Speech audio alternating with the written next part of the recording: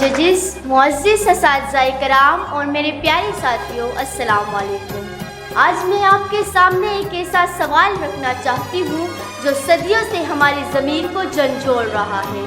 क्या हम आज़ाद कौम हैं? जनाब सदर, कभी खुद से ये सवाल ज़रूर कीजिए कि क्या हम वाकई आज़ाद हैं या सिर्फ माजी के कारनामों पर सोने वाले लोग।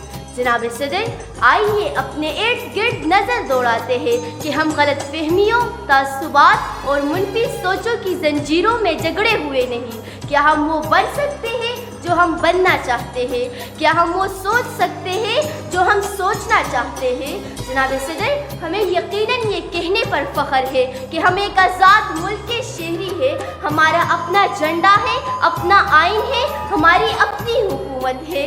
ये आज़ादी हमारे बुज़ुर्गों ने कुर्बानी के अनमोल ख़जाने से ख़रीदी थी। लेकिन क्या ये आज़ादी सिर्फ झंडे, ज़मीन के टुकड़े और सरकारी दस्तावेज़ात तक महदूद है?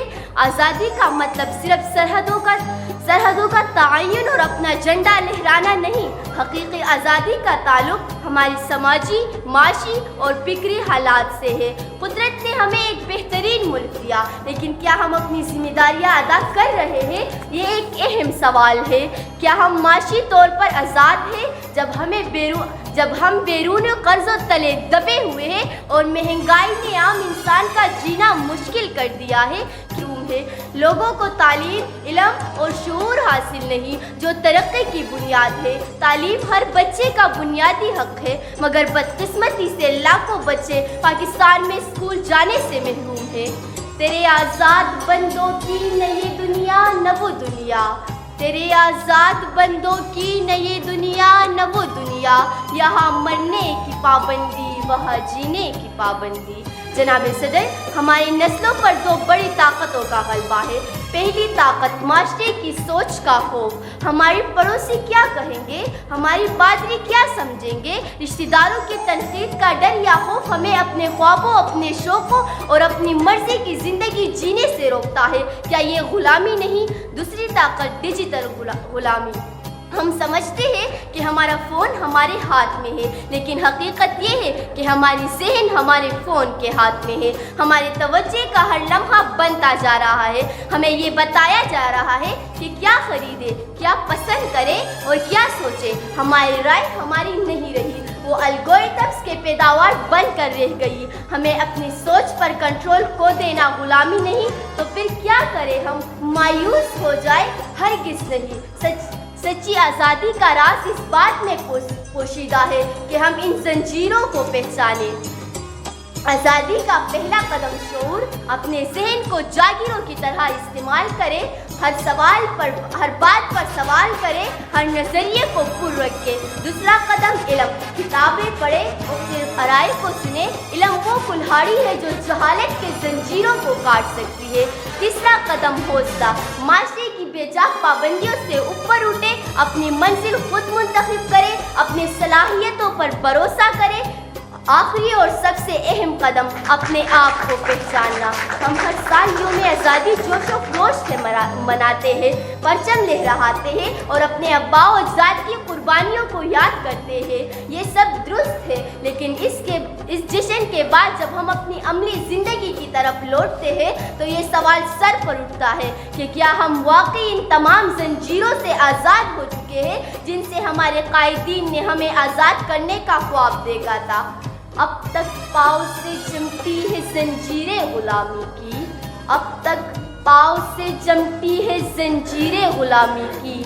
दिन आ जाता है आज़ादी का, मगर आज़ादी नहीं आती। जनाब सदर, पाकिस्तान दुनिया में घी पैदा करने वाला दूसरा बड़ा मुल्क, कपास, आख और चावल पैदा करने वाला चौथा बड़ा मुल्क, गन्ना, दूध और खजूर पैदा करने वाला पांचवा बड़ा मुल्क, माल्टा, गंदम और खुबानी पैदा करने वाला छठा बड़ा मुल्क, मगर कड़क तरीन सियासतदान, राशि अफसरान, बेज़मीर अवाम, नाअहल हुक्मरान, नीम मुर्दा इदारों के नीम बेहोश सरबराहान पैदा करने वाला सबसे बड़ा मुल्क है। ए मेरे देश के लोगों, शिकायत क्यों नहीं करते? تم اتنے ظلم سہ کر بھی بغاوت کیوں نہیں کرتے؟ یہ جاگیروں کے ملک اور لٹیرے کیوں چنے تم نے؟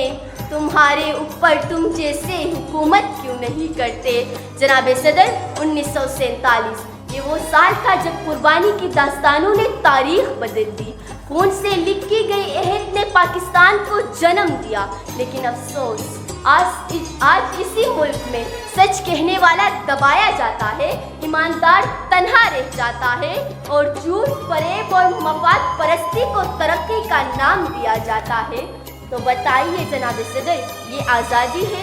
کبھی اقبال نے کہا تھا، ذرا نم ہو تو یہ مٹی بڑی زرخیز ہے ساقی، جو بیج بویا تھا وہ فصل اگا نہ سکے ہم۔